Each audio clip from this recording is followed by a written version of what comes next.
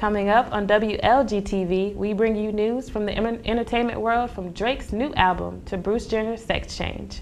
Lander's homecoming week has come and gone, and our reporters interviewed homecoming queen contestants to hear their thoughts on the experience.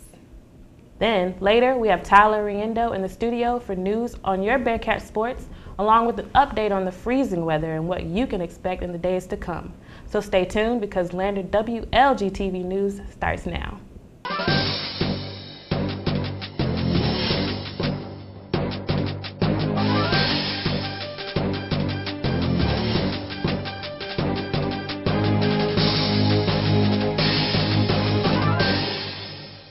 Hey Bearcats! Welcome to Lander Wlgtv, news by students for students. I'm Brianna Hayes. And I'm Nicole Webb. As we all know, February is Black History Month, and it's important for us here in the studio to recognize an important day in history as we took our first big step in the right direction to end slavery. On February 18th, in 1688, the first formal protest against slavery took place in Germantown, Pennsylvania. 4 brave Quaker men organized the protest and presented their opposition to slavery and the trafficking of human beings. Regardless of skin color, they courageously took a stand based on their religious and moral beliefs. Although there was no direct action, the moral is, when you're silent, your silence condones it. Stand up for what you believe in. This year, homecoming queen contestant gave a different view on the homecoming experience. That's right, folks. This past weekend was Lander University's homecoming, and not only was the men and women's basketball team taking the courts, but also your 2015 homecoming queen candidates. Prior to taking the court on Saturday afternoon, the ladies had to spend a long, intense week of practice, learning the formation and making sure they are there on time. Andrea Hall being one of the 7 candidates for the 2015 homecoming. I ran for homecoming queen because I believe that there is no specific type of look for homecoming queen. NAACP, Miss Andrea. After receiving second runner-up, Andrea Hall was still very grateful to be able to have the opportunity to run for homecoming court. Go Bearcats! Until next time, folks, your news here at Lander University. Our Lander Art Department is involved with many art installations all around our community, and now they have the opportunity to bring art to the Greenwood Dog Park. Here's Art Director Doug McAbee for more information. Lander University's art department is involved in various community projects in Greenwood, South Carolina. Many of the students' work are publicly displayed throughout the community. I spoke with Professor Doug McAbee to get an insight on a current collaboration. Ann Butler, who works in our biology department here at Lander, she contacted me at the beginning of last semester and indicated that she was working with the Gray Street Park Board of Directors and that they were interested in sculptures for the Gray Street Park. I spoke with a current student about her creative process. My process would probably start off with a bunch of different sketches, and then once I have a majority of sketches that I like, I will combine them in different ways as well to kind of figure out what the final product I kind of want it to look like. Planning is essential to successful public works. However, there are still risks. Risk with the public sculpture, aside from the safety risk, there could be risks of maybe a student does a poor project. Usually when it's presented, then the entity that's involved would just say, yeah, we don't really like that one quite so much. Students face the challenges of making public art. However, if well designed and executed, their work will become a part of their community. Once it's finally finished and everything is together and if it's publicly displayed, it's an awesome feeling. It's really cool to see how different students and different people interact with the sculpture, as well as what they see from it, and see if they get the same feelings that I get when they look at it. As many of you know, Valentine's was a good day for Lander basketball. Here's Tyler for the story and more on your Bearcat sports.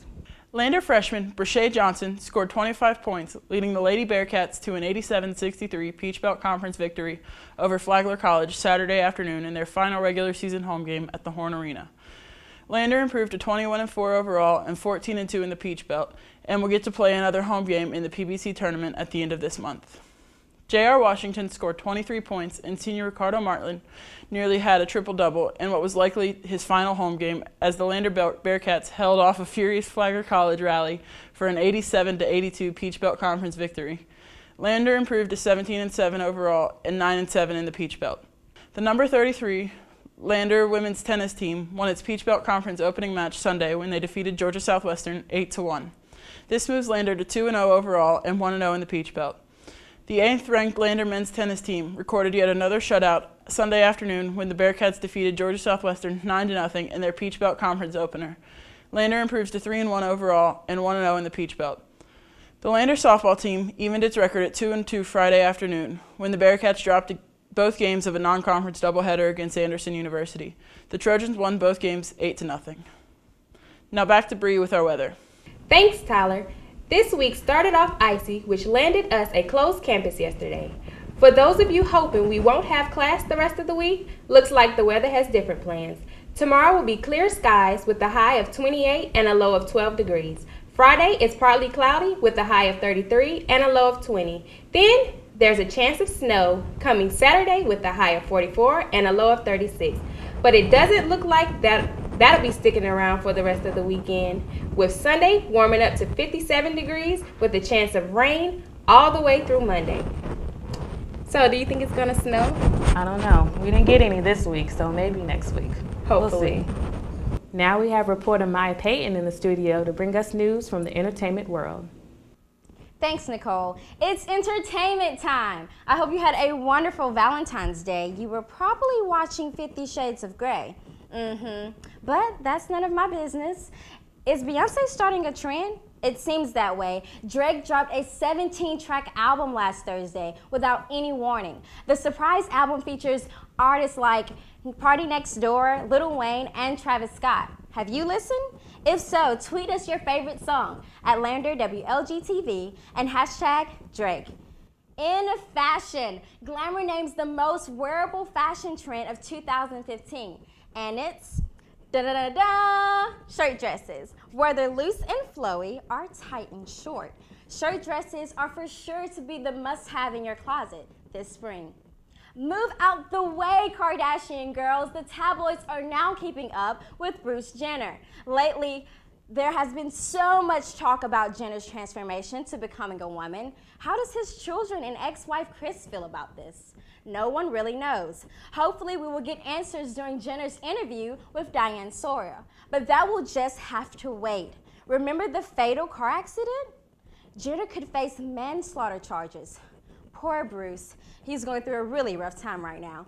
Tune in next week because it's going to be all about the Oscars. Best Picture is rumored to be between Selma and American Sniper. I'm betting that it's Selma, but we will see. See you back here next time. Back to you, Nicole.